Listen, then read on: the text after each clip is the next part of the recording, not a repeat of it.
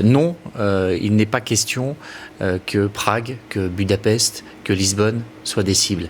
Si vous prenez l'ensemble des attentats qui ont été menés par l'État islamique, vous voyez qu'il y a une cohérence politique très claire. L'État islamique frappe les pays qui sont engagés dans la coalition qui la combattent et qui mènent des opérations militaires contre elle. Les attentats de janvier en France ne sont pas revendiqués par l'État islamique. C'est Al-Qaïda. En revanche, les attentats de novembre sont revendiqués par l'État islamique. Et il se trouve que la France avait pris un mois plus tôt, à l'issue de l'Assemblée générale des Nations unies, la décision de frapper en Syrie sur l'État islamique. Un avion russe est abattu en plein vol au départ de Sharm el-Sheikh, quelques semaines après que Vladimir Poutine engage une campagne de bombardement contre l'État islamique. La Belgique est frappée, alors que depuis novembre, elle a pris la décision de rentrer dans cette coalition et qu'elle essaye, au niveau européen, de mobiliser toutes les énergies pour apporter une aide logistique, une aide financière qui a été demandée, notamment par la France, pour soutenir cet effort de guerre. Et c'est pourquoi l'avis de tous les spécialistes, c'est de dire que les attentats qui seraient en préparation viseraient l'Allemagne, qui, elle aussi, depuis novembre, a décidé de franchir ce pas historique pour elle et de participer militairement aux opérations en Syrie, et la Grande-Bretagne, qui, idem, a pris la décision, après novembre, de bombarder en Syrie ce qu'elle ne faisait pas auparavant.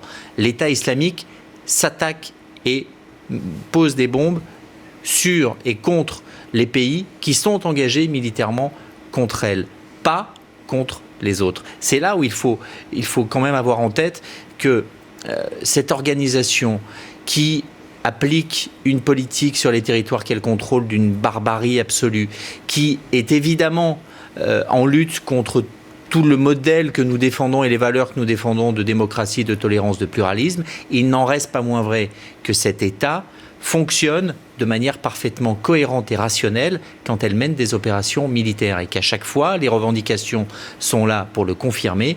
Il y a une logique militaire aux opérations qui sont menées.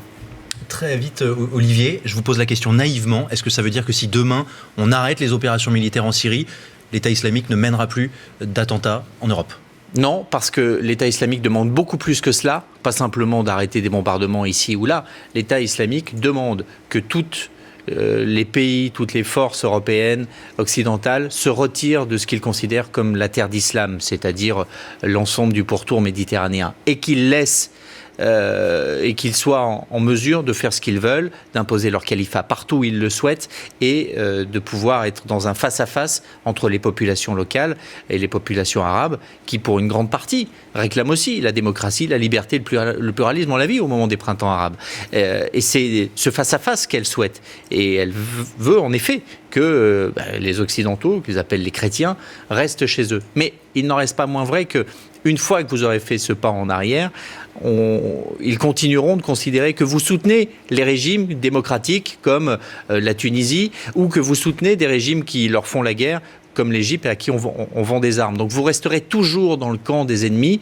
Vouloir baisser les armes, à mon avis, ne servira à rien. Mais ne perdez jamais de vue qu'il y a une cohérence politique dans ce que fait l'État islamique. Ça n'est pas une organisation terroriste qui a pris un territoire en contrôle, c'est un État qui s'est installé, qui a une puissance de frappe inédite jusqu'à présent et qui utilise le terrorisme comme arme de guerre.